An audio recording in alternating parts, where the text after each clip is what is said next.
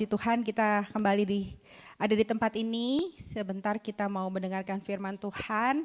Kita mau berdoa kiranya firman Tuhan hari ini boleh membangkitkan kembali iman percaya kita dan kita boleh semakin mengenal Tuhan.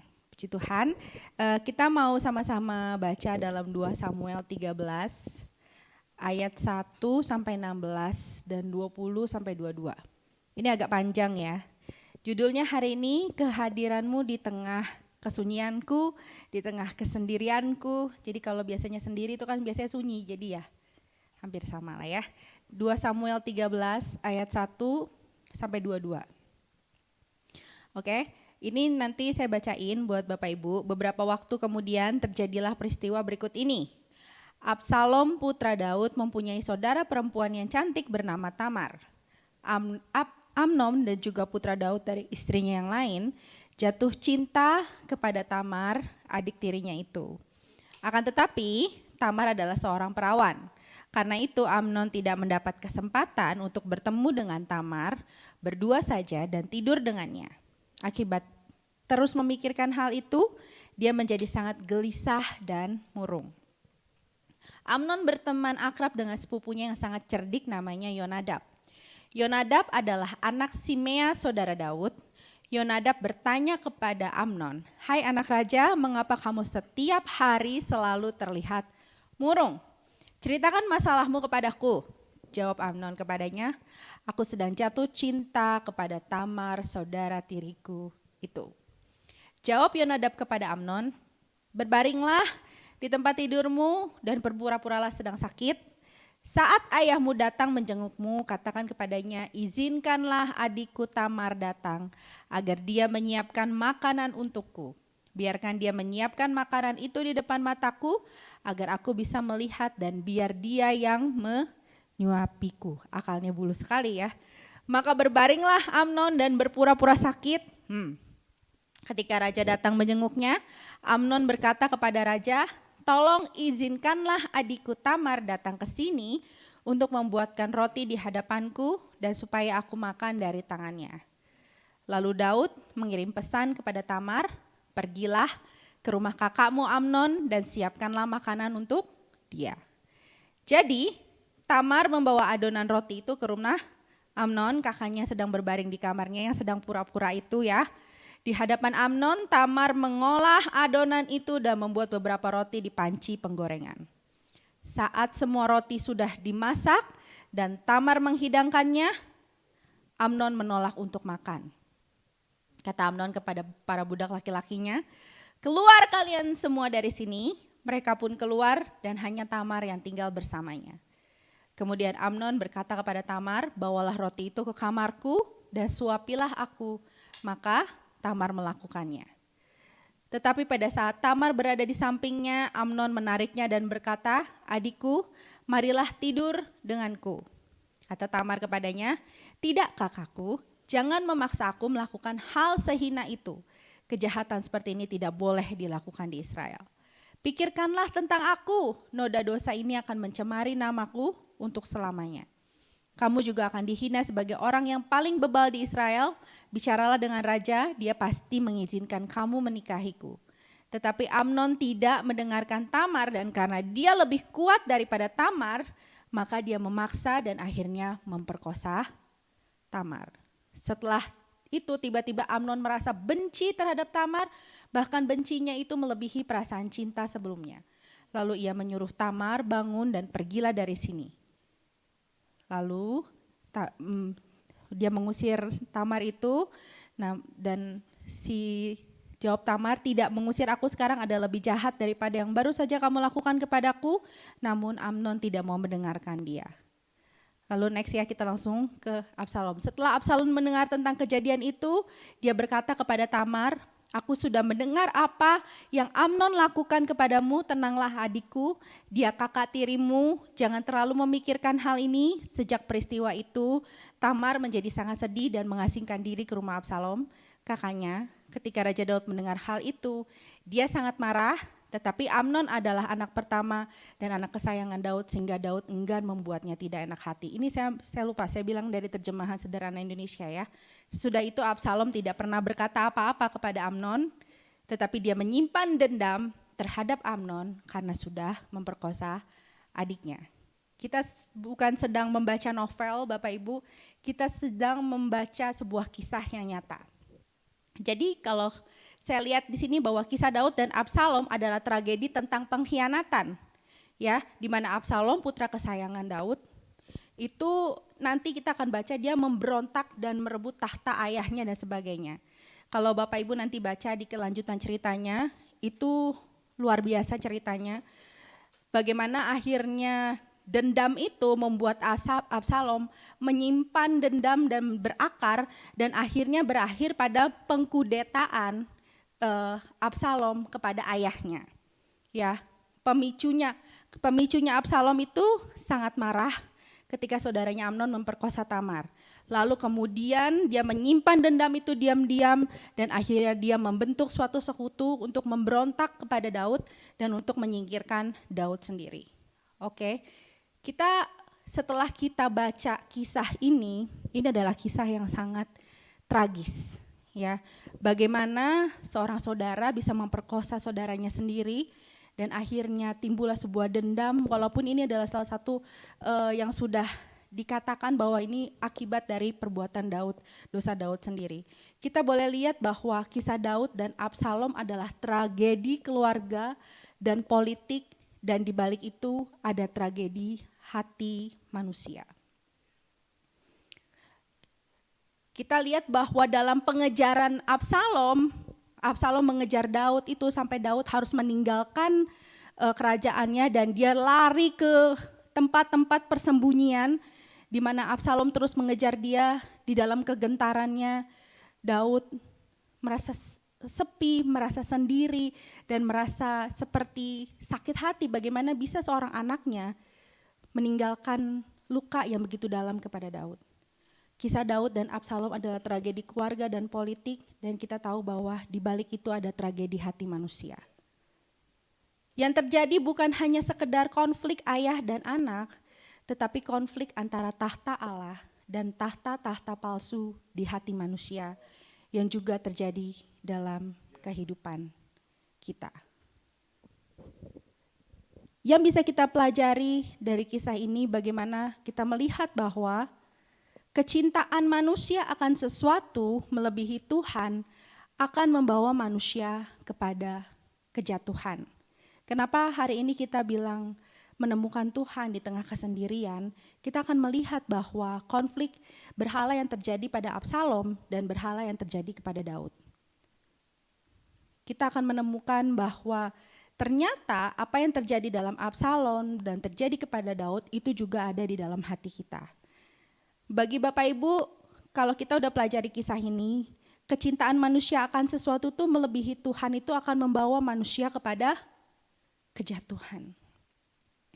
Mungkin Bapak Ibu di sini udah beberapa yang menemukan atau mengikuti kelas Ginosko, kita udah belajar yang namanya tentang berhala.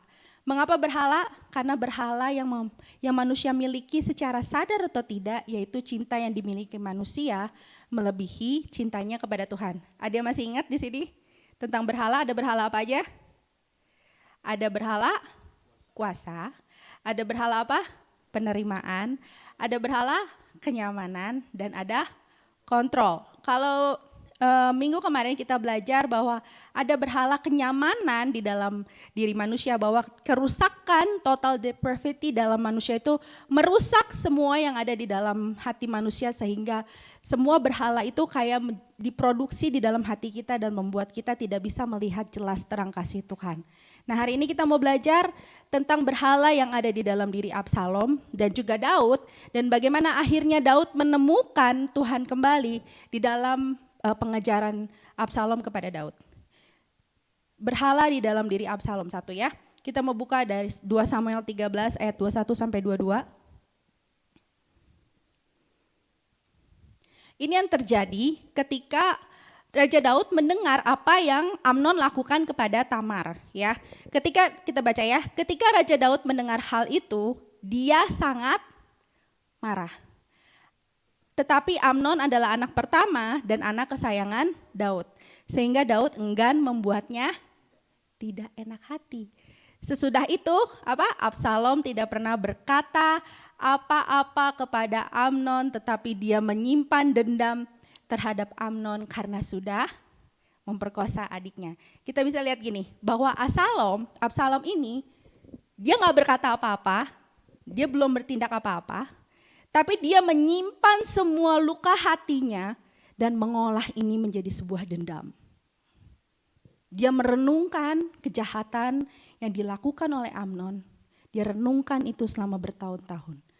Bapak Ibu masih ingat gak kalau Bapak Agam itu pernah khotbah tentang kita tuh mudah mengingat-ingat sesuatu yang buruk terjadi dalam hidup kita dan mengulang-ulang itu terus dalam ingatan kita dan kita enggan untuk keluar dari situ. Dan akhirnya itu membuat kita menjadi, luka hati kita menjadi besar dan semakin besar dan semakin besar. Kita sering kali mengingat yang buruk dan kita lupa untuk mengingat kasih Tuhan yang sudah kita terima. Karena kita lebih mudah mengingat sesuatu yang menyakitkan hati kita daripada melihat kasih Tuhan yang sudah diberikan buat kita. Itulah manusia dan ini terjadi dalam diri Absalom. Apa sih yang Absalom alami? Dalam hal ini, Absalom merasakan ketidakadilan. Next slide-nya. Absalom tidak merasakan ketidakadilan. Karena apa? Daud bilang, Daudnya tahu, Daudnya marah. Daudnya tahu apa yang dilakukan Amnon. Tetapi apa? Daud enggan membuatnya tidak enak hati. Daud tidak bertindak. Absalom merasa, this is not fair. Ini terjadi sama adikku. Tapi kenapa Daud diam aja? Kenapa Daud tidak melakukan segala sesuatu? Absalom merasa ini enggak adil buat saya, buat keluarga saya. Bapak Ibu, kapan terakhir kita merasa dalam situasi yang tidak adil? Mungkin orang memperlakukan kita, harusnya gue gak diginiin. Dalam situasi merasa gak adil semuanya. Respon orang sekitar kita tidak adil, bahkan kita ngerasa bahkan Tuhan meletakkan kita pada posisi yang gak fair. Aku sudah melakukan segalanya, aku sudah melakukan buat Tuhan, tetapi kenapa Tuhan menempatkan aku dalam situasi yang tidak adil dan membiarkan semua terjadi kepada aku? Pernah Bapak Ibu yang ngerasa tidak adil? Saya sih pernah. Lalu pertanyaannya gini, gimana sih respon kita waktu kita di dalam situasi yang tidak adil? Ngambek? Marah? Kesel? Dan kita menganggap ini tuh gak bener nih, ini tuh gak bener, situasinya tuh gak bener. Mungkin orang yang harusnya dapat ganjaran dengan melakukan sesuatu yang jahat, malah dia dilimpahi berkat, dan malah hidupnya enak-enak aja. Terus kita ngerasa, kenapa dia bisa seperti itu, kenapa aku gak bisa? Kenapa dia yang menyakiti aku, tapi kenapa dia justru yang mendapatkan berkat lebih? Mengapa dia yang hidupnya enak-enak aja? Pernah ngerasa kayak gitu? Saudara, kadang kita suka lupa ya, bahwa kebenaran kita itu bukan kebenaran Tuhan. Kita tuh memandang semua kebenaran itu di dalam pikiran kita sendiri dan kita menganggap bahwa keadilan kita itu bisa ngatur-ngatur Tuhan. Tuhan tuh mestinya adil tuh kayak gini. Tuhan tuh mestinya yang benar tuh kayak gini gitu. Kita suka lupa bahwa kebenaran kita bukan kebenaran Tuhan. Yang adil menurut kita belum tentu adil menurut Tuhan. Yang kita pikir kita ingin diperlakukan dengan adil padahal sebenarnya jauh di dalam hati kita. Kita cuma berusaha berkuasa pada keputusan dan mengkontrol respon orang lain kepada kita. Jujur, kita pengen diperlakukannya seperti ini, tapi kita nggak diperlakukannya seperti itu. Kita ngerasa nggak adil. Kita merasa sudah melakukan segalanya buat Tuhan, tapi ganjaran yang kita terima atau kejadian yang kita terima tidak seperti yang kita inginkan. Kita hanya mau berdiri di atas kebenaran kita sendiri. Kita lupa melihat Tuhan bahwa Tuhan itu punya gambaran yang begitu besar atas apa yang Ia izinkan terjadi dalam hidup kita. Supaya apa sih? Supaya kita bisa menemukan bagaimana posisi hati kita sebenarnya. Apakah dalam ketidakadilan yang kita terima, kita mencari Tuhan untuk bersandar dan percaya bahwa Ia adalah Tuhan yang tahu apa yang terjadi dan adil dalam setiap kedaulatannya. Kebanyakan sih kita lebih cepat marahnya, kita lebih cepat ngambeknya, kita lebih cepat nggak terimanya. Kita nggak bisa merenungkan bahwa Tuhan itu punya gambaran yang lebih besar dan kedaulatannya sempurna buat setiap kita. Atau sebenarnya kita juga kayak kayak Absalom, menyimpan perkara ini di dalam hati kita, menjadi suatu bumerang dalam hati kita, bahkan kita jadikan senjata untuk menyerang sekitar kita, atau bahkan untuk menyalahkan Tuhan. Ini yang terjadi pada Absalom. Absalom membiarkan dendamnya menjadi sebuah kebenaran pribadinya. Dia mencari keadilan dari pikirannya sendiri. Absalom tidak mencari Tuhan dalam pahit hatinya, justru ia membiarkan hatinya mencari sesuatu di luar Tuhan. Bahaya Bapak Ibu. Menyimpan akar sesuatu yang jahat, sesuatu yang di luar Tuhan dan membiarkannya dalam hati kita, itu kayak bumerang yang bahkan akan menghantam diri kita sendiri. Kita mau baca lagi di 2 Samuel 15 ayat 4-6. Dikatakan gini, ini yang Absalom katakan ya. Seandainya saya, ini udah mulai nih, menjadi hakim di negeri ini, setiap orang bisa datang kepada saya untuk menyelesaikan perkaranya dan saya pasti menanganinya dengan adil. Selain itu, apabila ada yang mendekati Absalom untuk bersujud menghormati dia, Absalom selalu mengulurkan tangannya dan memeluk serta menyambut orang itu dengan hangat. Demikianlah Absalom memperlakukan semua orang Israel yang datang kepada raja untuk meminta keadilan atas perkaranya. Dengan cara ini, Absalom berhasil membuat rakyat Israel menyukainya. Ini asal mula Absalom melihat bahwa ternyata saya bisa dicintai loh. Ternyata ada yang rakyat lebih menyukai saya daripada Daud. Dia menikmati semua popularitas dan berhala penerimaan terlihat kepada Absalom. Jadi ini waktu kejadian ini Absalom itu otaknya mulai berpikir, dia ingin dihormati. Dia ingin menyaingi posisi Daud. Dan dia akhirnya apa? Licik kan? Dia melakukan segala sesuatunya bukan dengan hatinya, tapi dengan maksud untuk membawa bangsa Israel untuk memilih dia sebagai raja. Apa sih yang Absalom punya dalam berhala ini?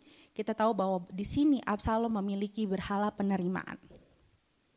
Dia ingin diterima, dia ingin diakui. Absalom membangun citra dirinya, dia berdiri di gerbang, mencuri hati orang Israel sambil menyudutkan ayahnya.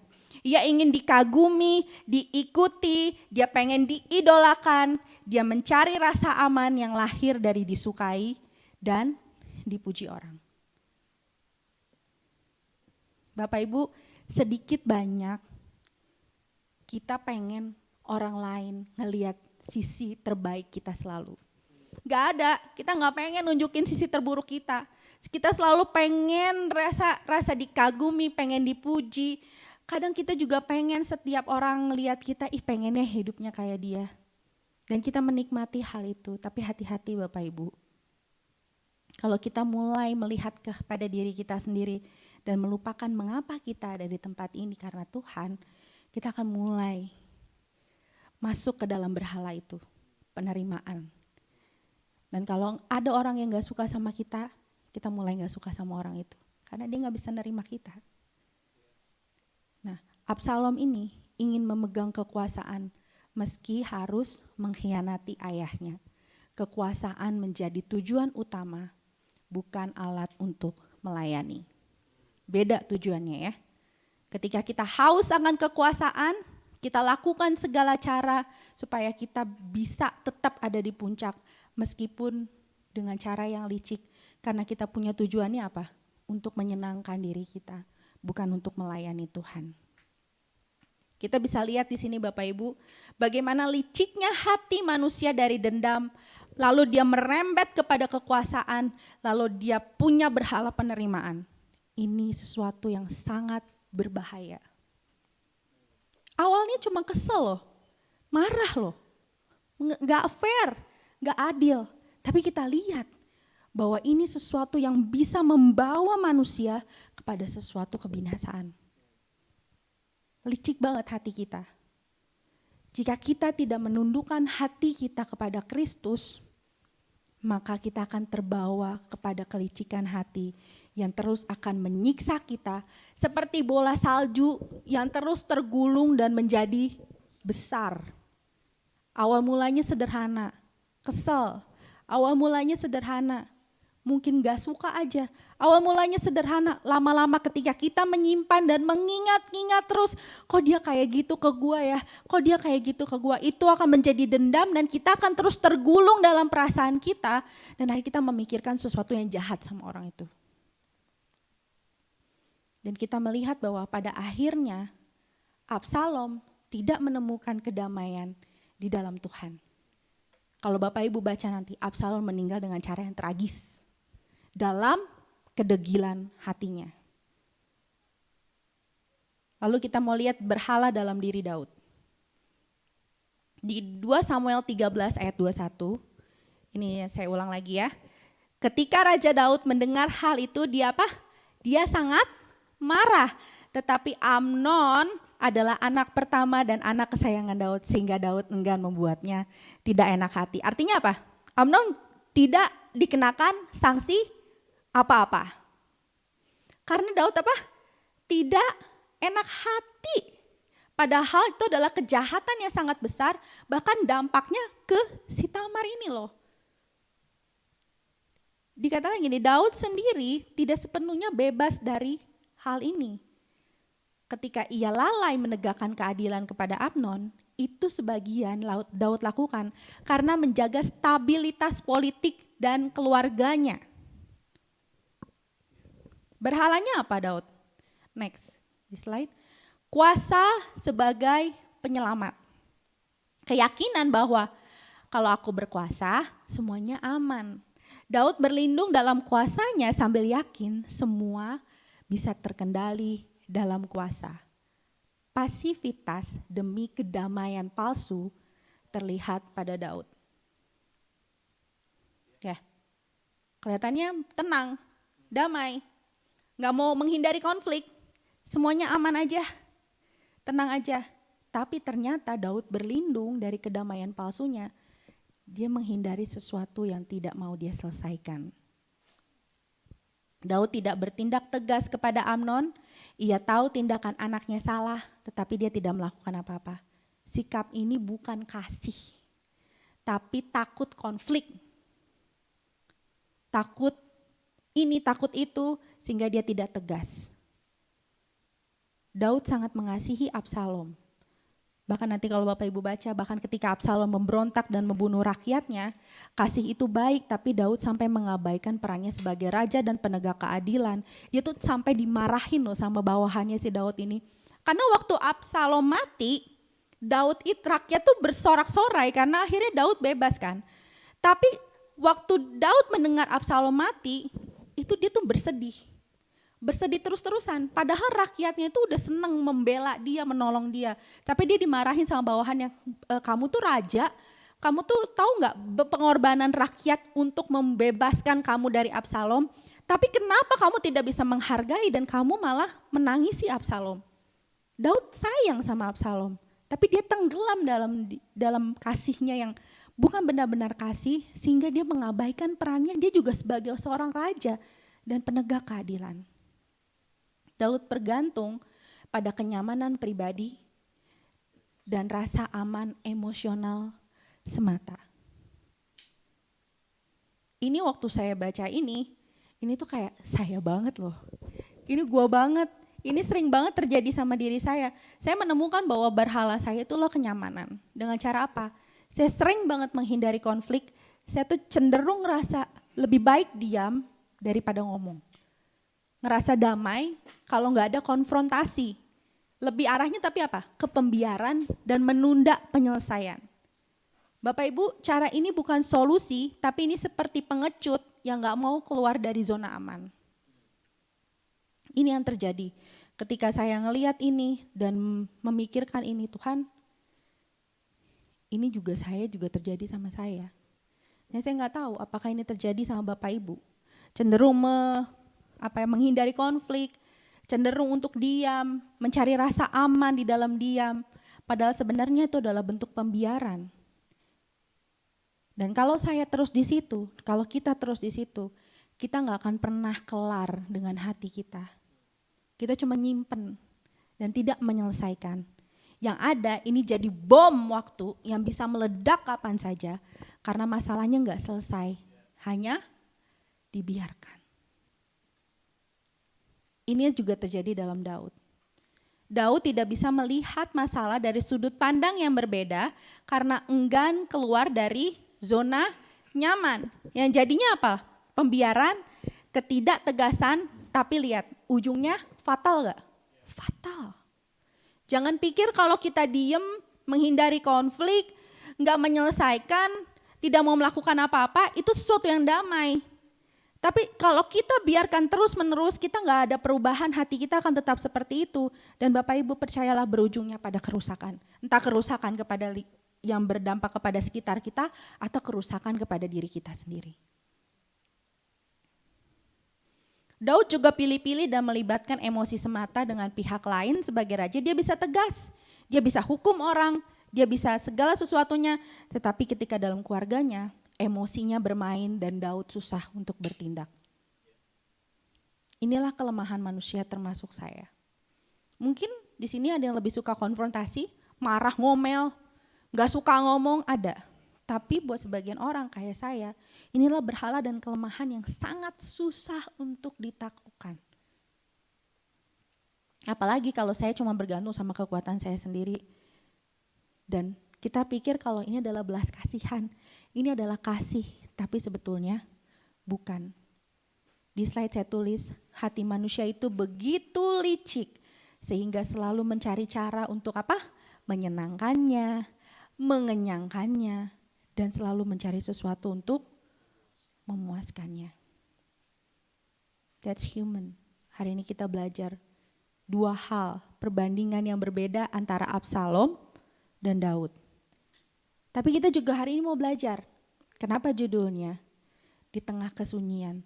Karena kita mau belajar dari respon Daud dalam menghadapi kesesakan dan ketakutannya dalam masa-masanya dia dikhianati, dalam masa-masanya dia sendiri, dalam masa-masa ketakutannya. Apa yang Daud lakukan?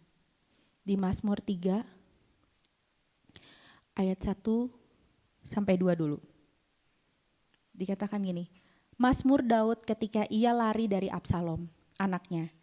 Ya Tuhan, betapa banyaknya lawanku, banyak orang yang bangkit menyerang aku, banyak orang yang berkata tentang aku, baginya tidak ada pertolongan dari Allah.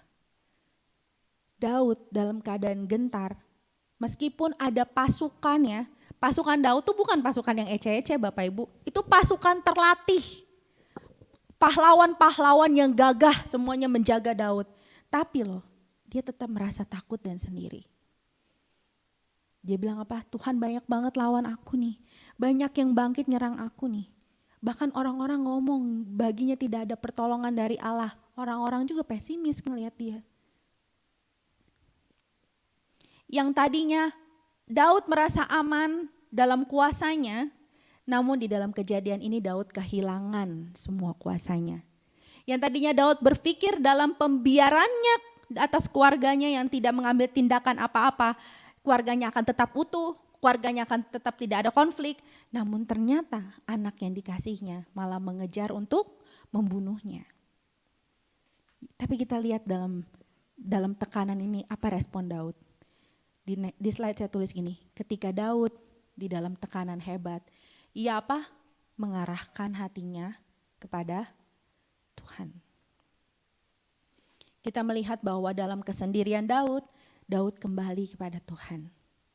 Dia merenungkan kembali dan mengingat kembali tentang Allah yang ia sembah. Daud menemukan tempat teraman, ternyaman, dan naungan dalam kesesakannya di dalam Tuhan. Di saat Daud kehilangan semuanya, justru ia menemukan kembali harta terindah dalam hatinya, yaitu apa? Allah yang selama ini menyertainya. Pernahkah kita di tengah masalah? Pernah nggak? Kita tuh lagi dalam masalah yang luar biasa di proses kita. Di sekitar kita mungkin banyak orang, namun kita tetap ngerasa sendiri dan tertekan. Inilah proses di mana Tuhan mengizinkan kita untuk kembali kepada Tuhan. Di Mazmur 3 ayat 3-4 dikatakan gini, tetapi Engkau Tuhan adalah perisai yang melindungi aku, Engkaulah kemuliaanku dan yang mengangkat kepalaku. Dengan nyaring aku berseru kepada Tuhan dan Ia menjawab aku dari gunungnya yang kudus. Di tengah kesunyian, di slide saya tulis, di tengah kesunyian Daud mengingat siapa penolongnya yang sejati. Jika selama ini dia berlindung pada kekuasaan, berlindung pada banyaknya pasukan, tetapi ketika semua hilang, ia kembali ingat bahwa satu-satunya yang mampu menguatkan dia hanya Tuhan Allahnya. Kita bisa lihat ya Bapak Ibu, perbedaan respon dari antara Absalom dan juga Daud. Absalom apa? Akhirnya tenggelam dalam berhalanya, tenggelam dalam pencariannya sendiri dan kebenarannya sendiri. Sementara Daud, di tengah segala yang dia sadari, akhirnya Daud kembali mencari sumber sejati dalam kesendiriannya, dalam kesunyiannya. Lalu bagaimana dengan kita Bapak Ibu? Akankah di tengah semua kekacauan, di tengah semua yang kita alami, apakah kita akan tenggelam dalam kemarahan hati kita seperti Absalom yang selalu mengingat-ingat sesuatu yang buruk, yang jahat menimpanya karena pusatnya adalah dirinya sendiri? Atau justru kita seperti Daud yang mencari kedamaian dan pertolongan kepada Tuhan? Mazmur 3 ayat 3-6 dikatakan, aku membaringkan diri lalu tidur, aku bangun sebab Tuhan menopang aku. Aku tidak takut kepada puluhan ribu orang yang siap mengepung aku. Bangkitlah Tuhan, tolonglah aku ya Allahku. Ya Engkau telah memukul rahang semua musuhku dan mematahkan gigi orang-orang fasik. Dari Tuhan datang pertolongan berkat-Mu atas umat-Mu. Dalam kesunyian dan kehilangan, justru Daud menemukan sumber kedamaian sejati. Waktu kemarin hari Kamis Worship Night, saya juga kasih ayat ini, saya bilang semua perkataan Daud ini bukan cuma sekedar perkataan iman untuk menguatkan dia, tapi ini adalah perkataan Daud tentang bagaimana ia mengenal Allah selama hidupnya. Dalam kesunyian dan kehilangan justru Daud menemukan sumber kedamaian sejati. Daud kembali mengingat siapa Tuhan yang ia sembah.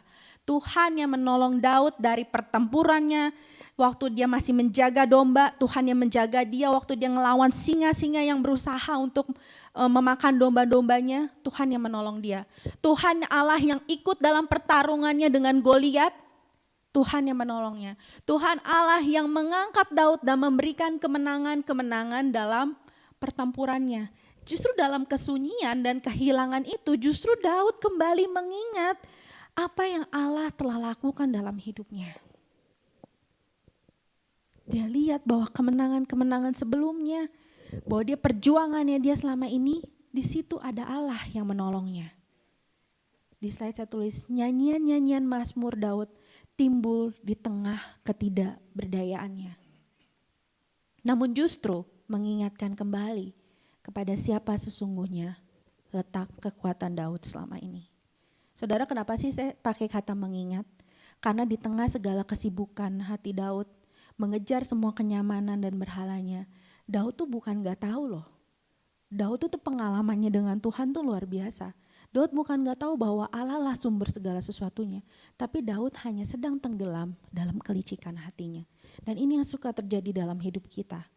Kita suka lupa Bapak Ibu, pertolongan-pertolongan Tuhan yang dulu-dulu kita gak ingat. Kita ingatnya kejadian hari ini yang menyakiti kita divonis sakit, kita gak punya uang, kita segala sesuatu yang terjadi yang buruk dalam hidup kita ingatnya yang hari ini aja. Kita lupa bahwa sebelum-sebelumnya Allah juga udah nolong kita kok. Ini yang terjadi sama Daud. Kita pun sama. Kita bukannya gak tahu Allah sanggup menolong kita. Namun kita lebih sering melupakan, bahkan kita lebih sering mencari jalan kita sendiri. Kebenaran kita sendiri. Apa yang menurut adil buat kita sendiri. Karena kelicikan dan kesombongan kita. Kadang Tuhan izinkan kita dalam masalah, bahkan yang mungkin penyebabnya adalah kita sendiri. Tuhan izinkan orang-orang yang kita kasihi meninggalkan, bahkan mengkhianati kita supaya apa? Supaya di tengah panggung yang udah kita bangun nih, atas ambisi kita dan kesombongan kita, kita bisa melihat bahwa semua pujian, semua harta, semua kekuasaan, semua kenyamanan, itu bukan sesuatu yang benar-benar bisa memuaskan hati kita Bapak Ibu. Kita akan terus mencari lagi hati kita akan terus mencari lagi. Kalau kita menemukannya tidak di dalam Tuhan. Pada akhirnya Bapak Ibu, kita akan kembali di tengah kesendirian dan kesunyian, di mana hanya ada kita dan Tuhan. Dan disitulah bagaimana kita bisa melihat bagaimana sih posisi hati kita. Sama seperti Daud, apakah saya kembali mengingat apa yang Tuhan sudah lakukan buat saya, atau saya mau tenggelam di dalam kemarahan dan kelicikan hati saya. Kita mau lihat kejelasan Injil. Gospel clarity, kita lihat Absalom adalah gambaran manusia yang ingin merebut tahta Allah. Ingin menentukan kebenaran sendiri, mencari penerimaan dari dunia, dan mengejar kuasa. Daud adalah gambaran raja manusia yang terbatas, lemah, pasif, tidak bisa menyelamatkan dirinya atau kerajaannya. Bayangin, seorang raja loh, gak bisa nyelamatin dirinya, gak bisa selamatin kerajaannya.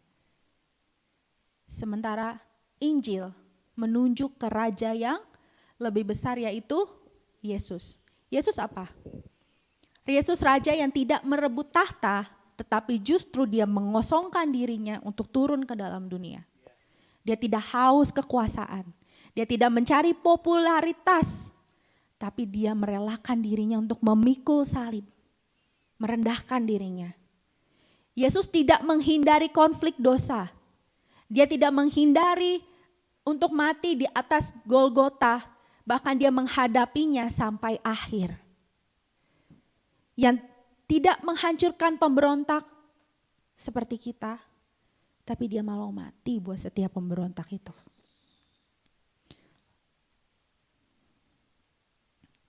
Di slide saya tulis, di dalam Kristus, identitas orang percaya tidak dibangun oleh tepuk tangan orang, kamu hebat, kamu luar biasa. Tetapi oleh penerimaan Allah melalui anugerah, bukan performa. Popularitas kita tidak bisa menyelamatkan.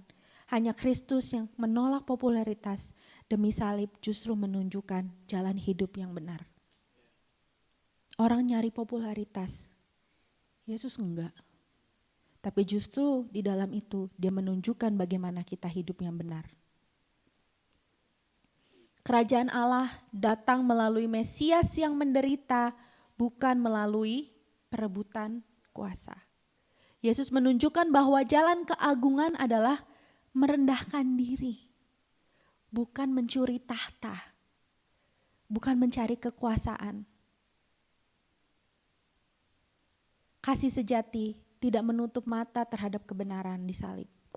Allah menunjukkan bahwa pengampunan dan kebenaran bisa berjalan bersama.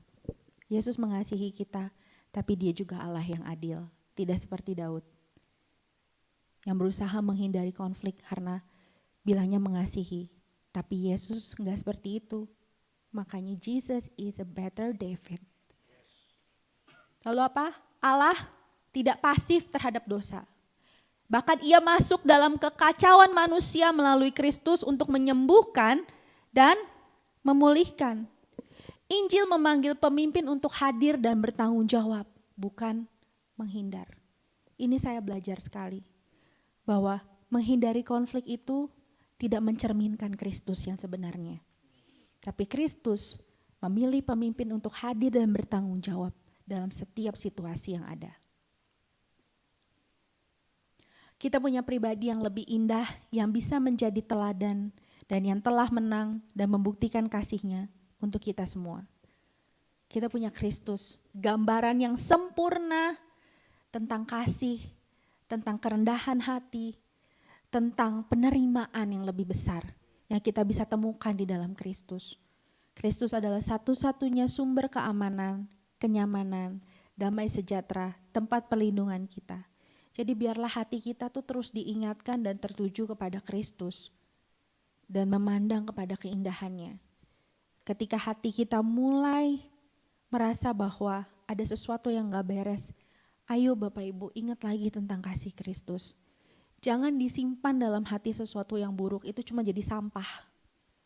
Itu cuma akan jadi bumerang, akan jadi bom waktu yang membuat kita akan tergulung dalam hati dan pikiran kita sendiri. Itu tadi. Seperti Absalom dalam kebenaran dan menganggap ketidakadilan dan mencari keadilan dan kebenarannya. Padahal kita tahu kita punya pribadi yang lebih indah, yang mampu bersikap lebih adil, dan kita bisa menerima bahwa kedaulatan Tuhan adalah sesuatu yang paling baik dalam kehidupan kita. Yuk kita berdoa.